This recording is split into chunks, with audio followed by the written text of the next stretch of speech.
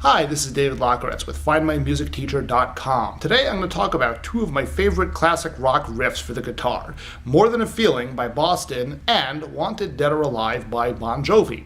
Now, not only are these both cool sounding riffs, but they also illustrate how you can make your guitar playing more efficient by using the correct fingers, using chord shapes, and so forth, and I'm going to show you how. Let's start with Boston, More Than a Feeling. I play the D chord, the C, and the G chord, and the riff is based around those three chords. Sounds like this. And so forth. So what I do is I start with my D chord, and then throughout the whole riff, I'm going to leave my ring finger anchored here on the 3rd fret, 2nd string. As a matter of fact, I tell my students at lessons when I teach these riffs that if they see my ring finger move or leave the fret, I will give them $100 in cash. And hey, I'll extend that offer to any of you. If any of you see my ring finger leave the fretboard, not counting that time, email me, david@findmymusicteacher.com, and a check will be on its way. Or if you take PayPal, let me know about that too. And that didn't count either. Anyways, here's the riff. I'm going to start by arpeggiating the chord. Then I put my pinky down there on the 1st string, 3rd fret to get a suspended sort of sound.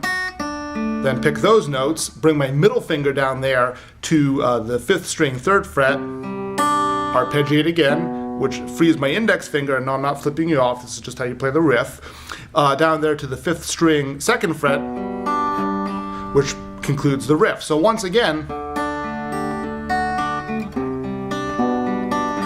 so there's the riff. Start with your D shape, throw your pinky down there, arpeggiate, middle finger down, index finger, and there she is. So that's More Than a Feeling.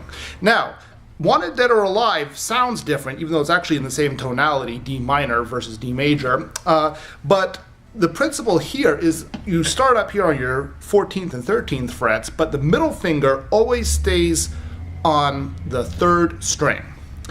And there's two different kinds of, I guess you could call them segments to this riff. One is where your fingers are a fret apart, such as here I have 14 and 13. Then when they're on the same fret, here 12 and 12.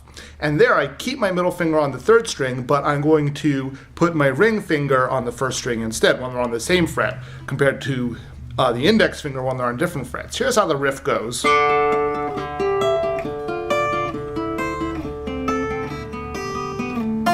So there's the whole thing. I start off here, 13 and 14, and then I move down, slide my middle finger, and bring my ring finger in, 12 and 12, same shape down here on 10 and 10, then 9 and 8, 5 and 5, which is the biggest jump I have to do, 4 and 3, slide down to 2, and conclude the riff. Once again,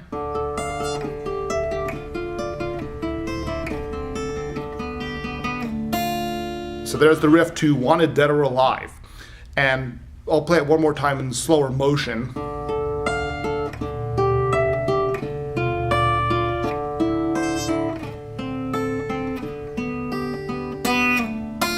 So there she is, Wanted Dead or Alive and More Than a Feeling. Two classic rock staples that I hope you enjoyed. If you have any questions, feel free to email me, or if you want me to give you $100 anyways, which I probably won't, but hey, it can't hurt to ask, right? David@findmymusicteacher.com. Hope you enjoyed and found this video helpful, and thank you for watching. Now go practice Wanted Dead or Alive and More Than a Feeling, because there will be a test.